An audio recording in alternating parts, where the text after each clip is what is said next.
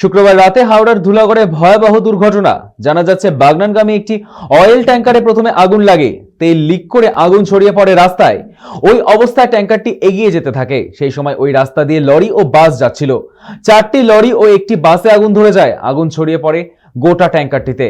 আশেপাশের মানুষজন ছুটে আসে। খবর পেয়ে আসে সাকরাইল থানার পুলিশ ও দমকল বাহিনী। আসে দমকলের 4টি ইঞ্জিন। গভীর রাত অবধি চলে কুলিং ডাউন প্রসেস। কিছুক্ষণের জন্য সার্ভিস রোড জাতীয় সড়কে যান চলাচল বিঘ্নিত হয়, কিন্তু পুলিশের তৎপরতা কিছুক্ষণের মধ্যেই স্বাভাবিক করা সম্ভব হয়।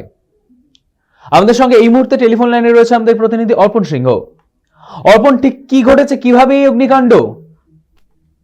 দেখো, যেটা জানা যায় যে গতকাল রাত্রির 9টা নাগাদ ঘটনাটি ঘটে। একেবারেই যে ধুলাগড় গ্রামে সেই একটি গাড়ি যেটি পেট্রোল বোঝাই করে সেটি কিন্তু ধুলাগড়ের দিকে যাচ্ছিল এবং সেই সময় হঠাৎই ওই গাড়িতে অগ্নিকাণ্ড ঘটে এবং সেই অগ্নিকাণ্ড কিন্তু একেবারেই গাড়ির যে অগ্নিসংযোগ ঘটার পরে কিন্তু সেই গাড়ি কিন্তু অনেকটা পথ অতিক্রান্ত করে যায় এবং তারপরে সেই রাস্তায় কিন্তু সেই অগ্নিসংযোগ ঘটে এবং সেই অগ্নিসংযোগের কারণে কিন্তু যে সমস্ত যানবাহন রয়েছে অর্থাৎ বাস এবং আরো অন্যান্য যে সমস্ত গাড়ি, প্রাইভেট কার, সেইগুলি কিন্তু কিছু গাড়ি কিন্তু সেগুলো কিন্তু আগুন লেগে যায় এবং ফলে সেই এলাকায় কিন্তু ঘটনাস্থলে সেই সময় একটি আতঙ্কে তো ছড়িয়ে পড়েছিল এবং প্রশাসনের মাধ্যমে কিন্তু পরবর্তীতে পরিস্থিতি নিয়ন্ত্রণে আনা হয় এবং যেটা জানা যায় যে ওই তেলের ট্যাঙ্কারে কিভাবে আগুন লেগেছে সেটি পুরোবারের কিন্তু একেবারেই শর্ট সার্কিট বা কোনো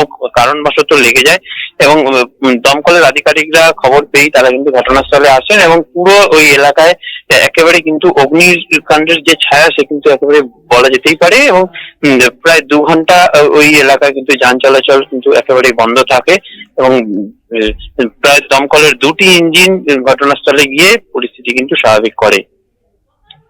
অনেক ধন্যবাদ অর্পণ। যেমনটা জানা যাচ্ছে, হাওড়ার ধুলাগড়ে ভয়াবহ দুর্ঘটনা। অয়েল ট্যাঙ্কারে তেল লিক করে আগুন, চলন্ত ট্যাঙ্কারে আগুন, সেখান থেকে তেল ছড়িয়ে পড়ে পরপর 4টি লরি এবং একটি বাসে আগুন। ইতিমধ্যেই চাঞ্চল্য গোটা এলাকায়। ঘটনাস্থলে দমকলের 4টি ইঞ্জিন। আগুন নিয়ন্ত্রণে আনা সম্ভব হয়েছে দমকলের তৎপরতায়।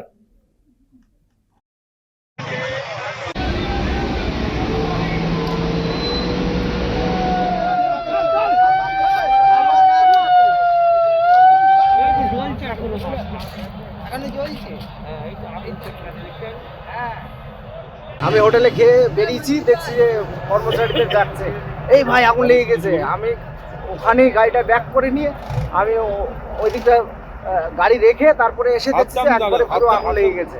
ধাপ করে আগুনটা পড়লো, পরে ওই ছিটিয়ে গেল আগুনটা, দিয়ে জঙ্গলে আগুন লেগে একটা গাড়ি ছিল, ওই গাড়িতে আগুন লেগে গেছে। আগুন লেগে গিয়ে একবারে আগুনটা ছিটিয়ে গেছে, দিয়ে পরপর অনেক গাড়ি আগুন লেগেছে। হ্যাঁ, আমাদের তো চপের দোকান ওখানে, আমরা চপ ভাজি, তা দেখি না গাড়িটা একবারে এত ঘন্টা ফাঁক দিয়ে করতে যাচ্ছে। তা আমাদের একটা পাশের দোকান, তার সুকুমার বলে, সে দেখি না জল ঢালতে লেগেছে। আমি তো কিসের জন্য জলটা ঢালছে, পিছন দিকে চেয়ে দেখি না ও জল ঢালছে। আমি একদম জল দিয়ে ছুটেছি, সামনে একবার জলটা ঢেলে দিলাম। সামনে নরি আছে, নরির চাকাটা ধরে গেছে।